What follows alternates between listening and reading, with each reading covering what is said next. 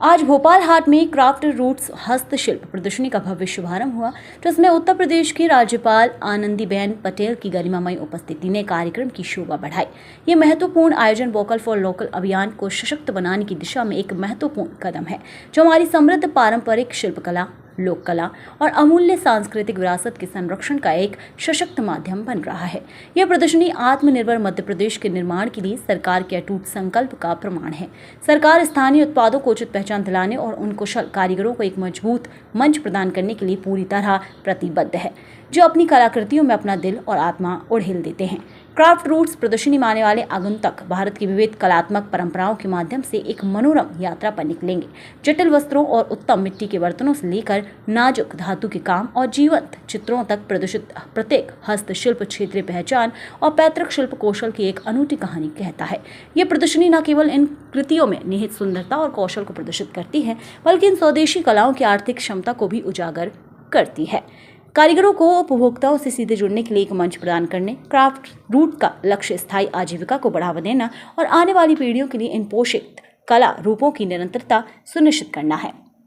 आज यहाँ ग्राम श्री संस्था के द्वारा श्रीमती आनंदीबेन पटेल, महामहिम गवर्नर उत्तर प्रदेश, उनके अध्यक्षता में मेरे मुख्य आतिथ्य में देश भर के अलग अलग राज्यों के सभी प्रकार के हस्तशिल्प के कलाकारों की कला प्रदर्शनी का ये 5 दिवसीय उत्सव अहिल्या महारानी के जन्मोत्सव के क्रम में ही एक तरह से माना जा सकता है, जब उनने लोगों की जिंदगी की बेहतरी के लिए स्वरोजगार बनाते बनाते सशक्तिकरण की दिशा में आगे कदम बढ़ाया। स्वदेशीकरण, और यही यशस्वी प्रधानमंत्री का मेड इन इंडिया का कॉन्सेप्ट है। हमारे बीच जब यशस्वी प्रधानमंत्री परसों पधार रहे हैं, तो ये अलग अलग प्रकार के ऐसे सेक्टरों से जिसमें हस्तशिल्प को प्रोत्साहन मिले, नारी सशक्तिकरण को प्रोत्साहन मिले, रोजगार के अवसर मिले, सुशासन की दरकार हो। मैं माननीय प्रधानमंत्री जी के आगमन के पूर्व अवसर पर जिस प्रकार से तैयारियां की जा रही है, बहनों के द्वारा व्यवस्थाओं को लेकर के चिंता की जा रही, मैं उससे संतुष्ट हूँ और उम्मीद कर रहा हूँ कि माननीय प्रधानमंत्री श्रीमान नरेंद्र मोदी जी का परसों आने वाला भोपाल मध्य प्रदेश का दौरा अभी तक के सारे रिकॉर्ड तोड़ेगा और बहुत आनंद के साथ पूरा आयोजन संपन्न होगा। मेरी अपनी ओर से ग्राम श्री प्रदर्शनी के शुभारंभ के अवसर भी और माननीय प्रधानमंत्री के शुभागमन के अवसर पर दोनों तरफ मेरी शुभकामनाएं। मैं बुंदेलखंड जा रहा हूँ, मुझे इस बात का संतोष भी है। बुंदेलखंड, पन्ना और महाराणा प्रताप की जयंती है और महाराजा छत्रसाल की भी जयंती।